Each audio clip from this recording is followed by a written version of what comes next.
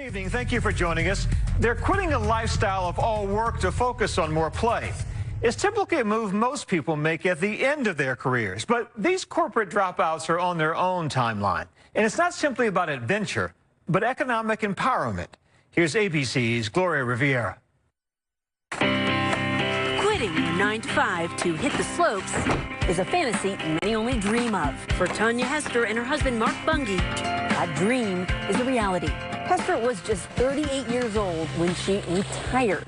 Do you think you'll go back into the workforce at some point? I hope to never have a traditional job again. I don't want to have to go in and be there at 9 o'clock and leave at 6 or 7 or 8 or 9 or whatever it is. They're both part of a trend. People leaving behind the traditional workforce for something different. And some are following their lead.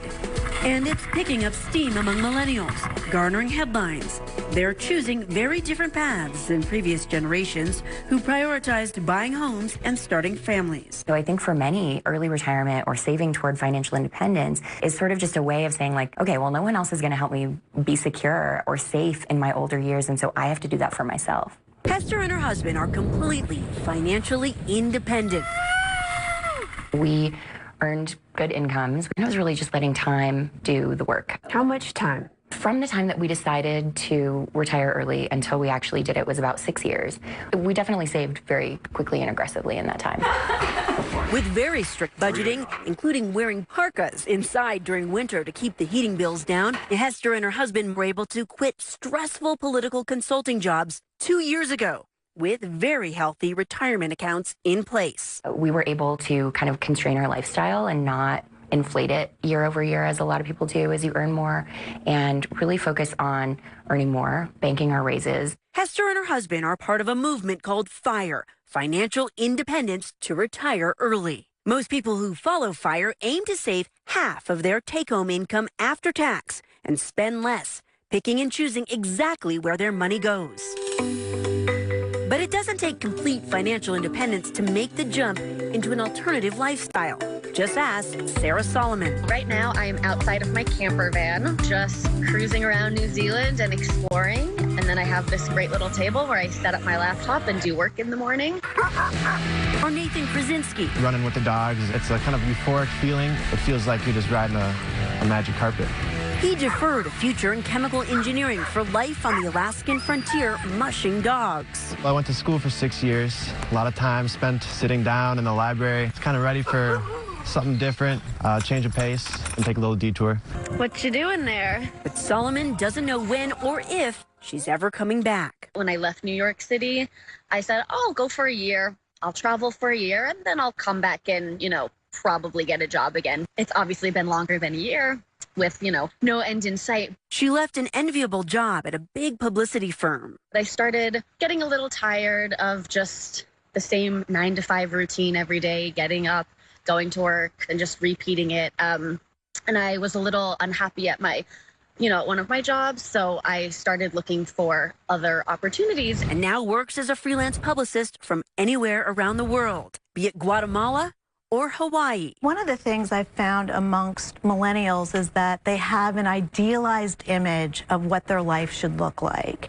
And they don't want to settle for less. They really are a very self-aware generation that has been raised to ask the question, why? Why should I be working at this job that I don't like? Robi Ludwig is a psychotherapist in New York. When patients come to me, I ask them, is it smart and wise to leave a job before you have something else or a plan in place? Can they afford to make that switch? We're living at a time when the safety nets are disappearing, when corporations are promising less and less to employees. Very few jobs have pensions anymore or have any kind of paid retirement. Young people who have graduated into recession or who have come into this country where they have record student loan debt and they're getting paid less proportionately than their parents did and being promised less. It should be no surprise to anyone that so many are saying, well, I need to take things into my own hands. For those looking to take control of their lives and finances, the FIRE movement is an attractive thought. But some, like Susie Orman, say it's unrealistic. Just don't be unrealistic. Naysayers warn that without padding that 401k over time, workers could be in big trouble later in life. We're all equal. So Hester admits that not everyone can achieve financial independence, but for her, the free time allows the flexibility to do more fulfilling work. This year I wrote a book, I write my blog, I do a podcast. All of those things look like work, but they're things that are passion projects for me. It doesn't feel like work. This is called creative listening. She now works to share her knowledge with a group often excluded from financial conversations, women. Women have been, since the beginning of time, excluded from the high finance kind of conversation. So if you're going to talk about investing or you're going to talk about retirement planning, that's a conversation for the men. And if you were a woman on your own, you would have to hire a male financial advisor. She started hosting female-focused financial literacy workshops. What are the specific challenges out there, the hurdles that women need to overcome in order to, 2 feet firmly in this movement?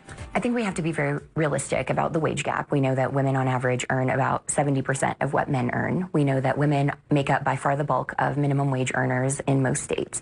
So women are coming at this a little bit lower down the hill in many cases. I think women can do everything financially that men can do, but it does take us kind of getting over all the socialization we've received that tells us that, no, this isn't for us, this is for them. No, this is for us too. For women at the workshop, like Cara Perez, it's an opportunity to learn. How does it feel when you look around the conference, you see all these women? What are you hearing from them? So many women are ecstatic to be here, and they feel a sense of community and support, which is great because it can feel very isolating at times. Financial literacy isn't something we teach in schools. It's not something many parents feel comfortable talking about or even have themselves. So I don't blame anyone, including myself, for not having the perfect financial know-how at 18 years old. Hester believes financial independence shouldn't be exclusive to the uber wealthy or highly educated. Instead, she recommends these tips for getting started. Be mindful of your expenses and cut out extra spending that doesn't bring you happiness. Focus on increasing your take-home pay every year. And when you do get pay raises, don't spend the new money you're earning. Instead, put it into retirement accounts. I feel like one of the luckiest people who's ever lived. I think the real power here was just in creating a place for people to come together and less about what I might happen to know. It's more just saying, okay, let's all get together and do this. And I don't think that's going to stop. I think for me, it's not that I want to sit at home and sip umbrella drinks. It's that I want to be able to help make the world better and make this accessible to as many people as possible. She wants everyone to have the freedom to choose to do something they love. For Nightline, I'm Gloria Riviera in Colorado.